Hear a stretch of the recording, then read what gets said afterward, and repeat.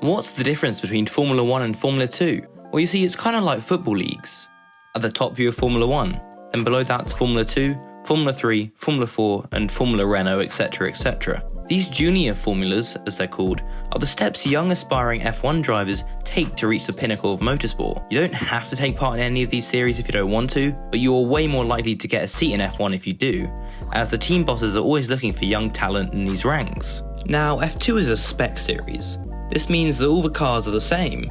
Kinda. You see, they all have the same 2018 Dallara chassis and the same Mecha Chrome engine, but the teams can hire better engineers which can set up and tweak the car differently, which helps a lot with speed and pace. And as it is a spec series, the actual driver talent can shine through. So one race, one person could win, but the next race a completely different driver could, which is great. Also, you will see that the car designs are a lot simpler than F1. This means that there is less dirty air created as there are a lot less complicated parts on the car. This means that overtaking is a lot easier, which means we get a lot more great racing. Comparing this to F1, where all the cars are different and they're a lot more complicated, which means they create a lot more dirty air. With all this, a driver's talent might not be able to shine through, as their car might not be up to standard, and it's much harder to show their skills this way. If you want to learn about how F1 are trying to get rid of this problem, watch this video here in the top right. It's about all the changes they're going to be making for 2022, which should make racing a lot easier. Okay, so let's talk about weekend structure, and this might get a little bit complicated, but just listen to me. There are 2 races on a weekend, a feature race and a sprint race. So let me talk you through it. On Friday, they have one 45-minute practice session, followed by a 30-minute quali session. Then the top 10 qualifiers are reversed for the sprint race. For example, let's take Williams Academy driver Logan Sargent as an example. Let's say he qualifies and gets pole position. This means he would start the sprint race in 10th. But Connor, I hear you ask, why wouldn't you just do terribly in quali so you can get P10 and start the race first? You see, the amount of points up for grabs during the sprint race are not nearly as much as the points you can get in the feature race. So you're better off putting yourself higher up the grid for the feature race as you can get the most points. Following on from Saturday, on Sunday, usually before the F1 Grand Prix, there is a feature race, and the grid is set by the qualifying the drivers did on Friday. Phew, all got that? Good. Comparing this to F1, where most of the weekend is made up of practice sessions with the 2 on Friday, 1 on Saturday, the 1 quali on Saturday, and then the final race on Sunday. I mean, yes, you get a bit more racing on a sprint quali weekend, but it's still qualifying, whereas a sprint race, the drivers actually want to attack because they can get points, whereas qualifying, they're just trying to make up places. Now, if you enjoyed the video this far, please do consider subscribing. It's free, only takes a few seconds, and you can always unsubscribe later if you want. My goal with this channel is to build the best F1 community there is. If you want to help me do that, leave a like.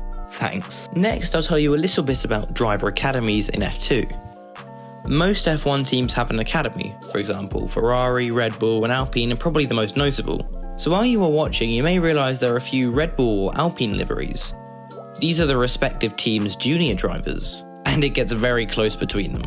For example, in 2021, we had Oscar Piastri, who actually won the F2 title, and Guan Yu Zhou, who are fighting out for the championship, while being in the same driver academy. Now obviously none of them went to Alpine for 2022, but by Zhou being in an Alpine academy driver, and having a bit of money on him, the F1 team probably pulled some strings for him to be in F1. So yeah, there are loads of junior drivers racing as hard as they can for that F1 seat. You see, if you win the F1 championship, you're usually the best driver in the world. You're on cloud 9 and your future is probably perfect. You see, in F2 it's a little different. If you win the championship, you're not allowed to actually compete in it again. So for example, if you win it and there's no F1 seat, you can't really go anywhere. Yes, I know not everyone in F2 has to go to F1, but still.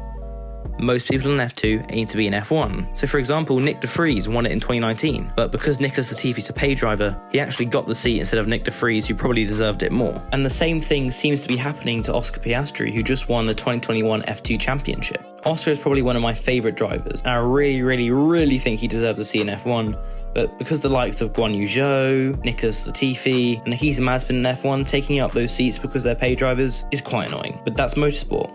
Money talks. Cash is king. That's life. Okay, so finally I'll give you a quick rundown of the teams. In F1 there are 10, and I'll assume you know them, but just in case you don't, there's Haas, Alfa Romeo, Williams, Aston Martin, Alfa Tauri, Alpine, McLaren, Ferrari, Red Bull, and Mercedes. And there's actually 11 teams in F2 with 22 drivers. They are Prema, Virtuosi, Carlin, Hightech, ART Grand Prix, MP Motorsport, Campos, Dams, Trident, Charouz, and new for 2022, Van Amersfoort. Many notable drivers who have made their way through F2 with these teams are George Russell at ART, Lando Norris and Yuki Tsunoda at Carlin, Charles Leclerc and Mick Schumacher at Prema, and Alex Albon and Nicolas Latifi at Dams. So if you find a driver that you like in F2 or even F3, you can watch their career progress as they hopefully make it into F1, which in my opinion is the best thing about F2 and why it's sometimes better than F1. Anyway, I'd like to thank you for watching. I've been Connor, and I'll see you later.